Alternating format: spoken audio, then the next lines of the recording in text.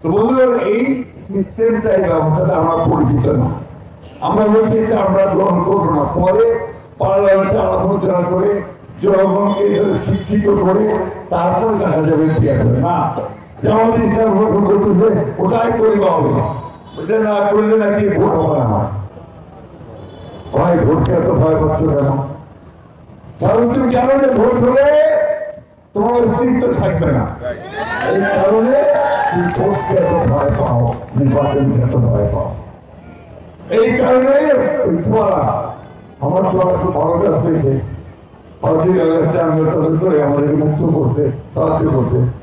তোমরাও দল করেছে, দল করতে জানেন তো এনসিপি নাম শুনেছেন তো? মহিপুরের এনসিপি ফেলেব আছে, এনসিপি একটাও এই এলাকায় একটা এনসিপি আছে, একটাও না। তাহলে কেন করে ভোট হবে? ভোটটা হবে কিভাবে? ওরা ভোটই পাবে না। ওই জন্য ওরা ওই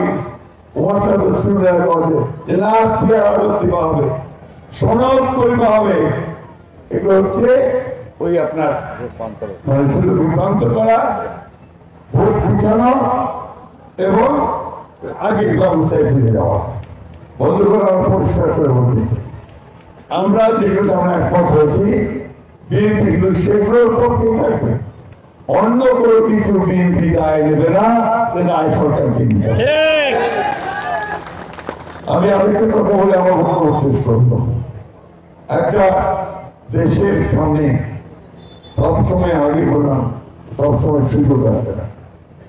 এবার একটা সুযোগ আসলে মা করে না ভাইয়েরা, যে আমাদেরকে সঠিক সিদ্ধান্ত নিয়ে সঠিক একটা সরকার গঠন করতে হবে।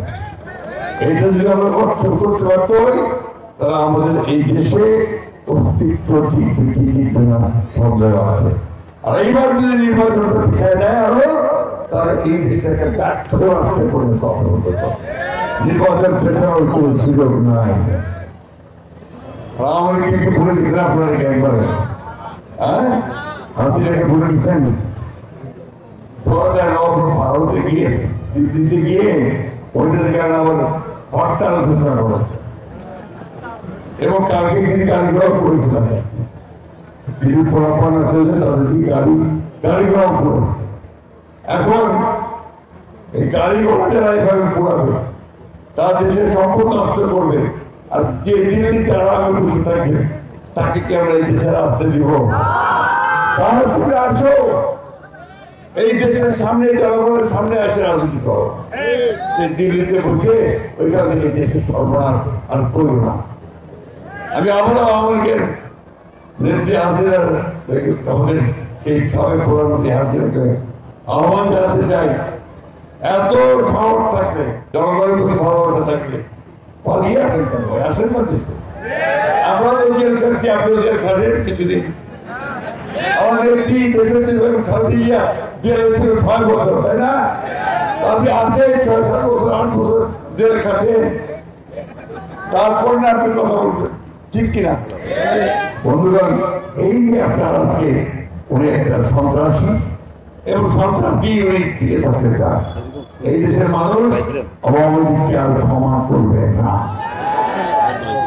আওয়ামী লীগ দেশের মানুষকে হত্যা করেছে, নির্মমভাবে নির্মাণ করেছে, মিথ্যা মামলা দিয়ে কষ্ট দিয়েছে। এটাকে আমরা কিন্তু সহজে বুঝতে পারবো। আমি বক্তব্য শুনে আসছে, আমি তো আপনাদের কাছে অনুরোধ জানাবো, আমার ব্যক্তিগতভাবে আপনাদের কাছে আমি অনেক পেয়েছি, আপনাদের ভালোবাসা পেয়েছি।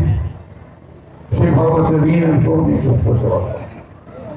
আমার জীবনের শেষ নির্বাচনী আমার বয়স হয়ে গেছে, এখন আর আগের মতো আমার পক্ষে ছুটে যাওয়া বা কাজ করা সম্ভব না।